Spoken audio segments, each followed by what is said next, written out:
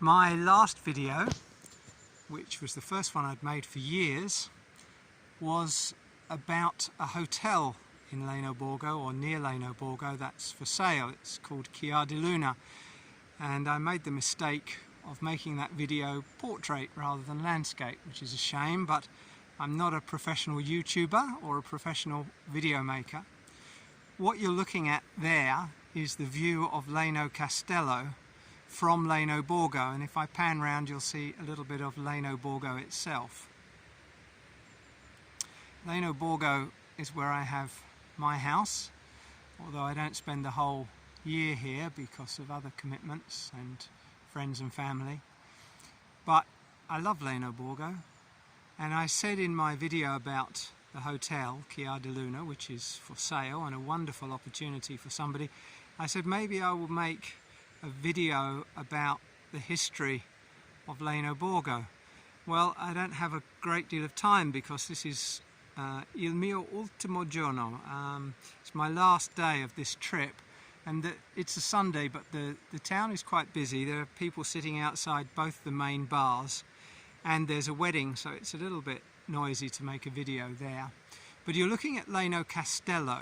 So the two Lainos, Laino Castello and Laino Borgo, they're closely linked. Laino Castello was abandoned for years because there was an earthquake.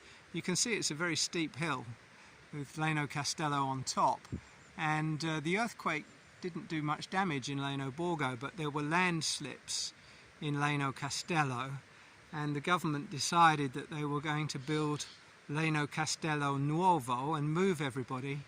Some people resisted. I think this was back in the 1950s or something, and there wasn't, you know, plumbing and electricity and things as we know it. People used to bring a donkey down the path and fill barrels with water. It was a very old-fashioned traditional lifestyle. Anyway, those people that objected to moving eventually died out, and the town of Laino Castello became abandoned. But they started to restore it. If you can see the church at the top, and that's fully restored, and so are some of the buildings behind the church. In fact, there are two churches. You might be able to determine the two buildings that look in the best condition. They're the two churches. So Laino Borgo and Laino Castello have been inhabited since ancient times. Behind the church at the top of the hill, at the top of Laino Castello, there is an old castle. It's a ruin now, and I am told it was built by the Franks, but the Normans built a lot of castles in this area as well. But the history of this region goes back much further than that. On the road out of town to Papasidero, there is a cave that was inhabited by people we would call Stone Age people, and there's a carving in the rock there of a bull that dates right back to the Stone Age. Then later on, this area became part of Magna Graecia. In other words, the Greeks, Greater Greece, the Greeks settled here and built towns and so on, and then the Romans came. Under the church in Laino Borgo, not this church here, but the church in Laino Borgo, they have found Roman columns and Roman remains.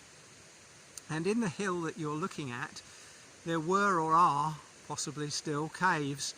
I've been up there many times. They're now restoring it and opening it to tourists, so you can now visit Laino Castello. When I first came here, that wasn't allowed. So yeah, the caves up there were, I'm told, inhabited by Byzantine monks, so the later Roman Empire.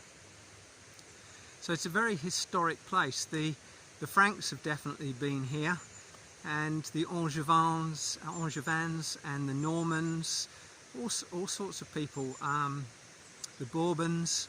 In fact, Italy, you probably know this, but Italy has only really been unified for a little over 100 years.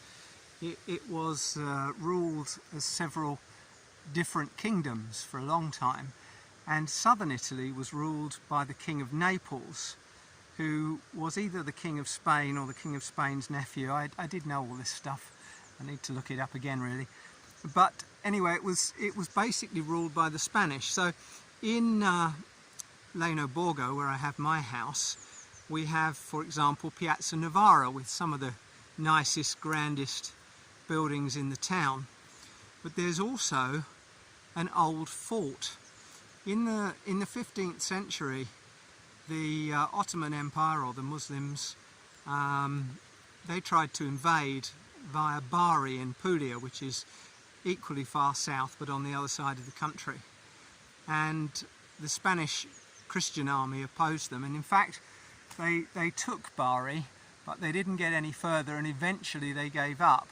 But there was a fort here in Laino Borgo, and after the Spanish army left, this is what I'm told, this is sort of local legend, after the Spanish army left, it was divided up into several houses or habitations. They're all joined together. The fort was basically built around a courtyard, as these things are, sort of L-shaped courtyard with a big arch to go in. And but it was divided up into separate habitations, apparently by the local bishop for his illegitimate families. So it's been, even after the Spanish left, it's been occupied constantly, all of the time. So now what was the chapel is somebody's house. What was the armoury is somebody's house. What was the stables or the training room or whatever it was, we're not sure. All of these places are now separate houses, and I have one of them. And it's wonderful. I mean, the walls are about 1 metre thick because it was a fortification, and the town has been sort of built onto it.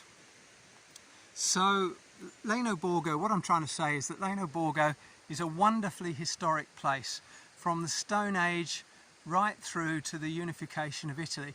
Laino Castello, that you're looking at, was an important strong point, apparently, I'm told, right up until the unification of Italy. Now what we're doing is we're walking down to the river, and after I've explained a bit about the river, we're going to stop this video and come to a conclusion. But the river, which is the Fiume Lao, Fiume is just Italian for river, the Fiume Lao is one of 2 rivers that flows through Laino Borgo, which is quite unusual. And you're going to see the river now at one of the more tranquil spots. And it's the 3rd of October today, that's right, the 3rd of October. So you can see the river comes around that corner there, and it's quite deep on that corner. But then it spreads out wider, and it looks very peaceful and very tranquil. And so it is right here.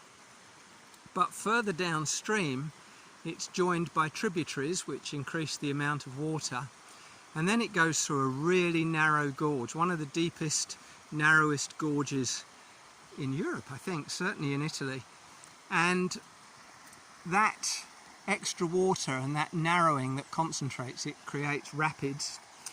And this river, I mean, it's low now because it's the end of summer. It's been mostly dry for months, but the river still has enough water lower down in the gorge. Well, you can raft here. They do, what I'm trying to say is that they do whitewater rafting, and it looks very easy and tranquil here, and it is, but lower down in the gorge it's really quite exciting and very, very scenic. And the only way you can see that gorge is from a raft, and there are several companies that do rafting here.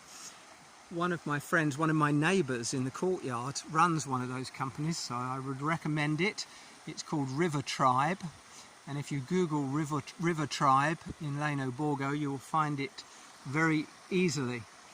But really what I'm trying to do is whet your appetite for Laino Borgo and Laino Castello. This is a wonderful place, and remember that there is a business for sale. There is a hotel called Chiar di Luna.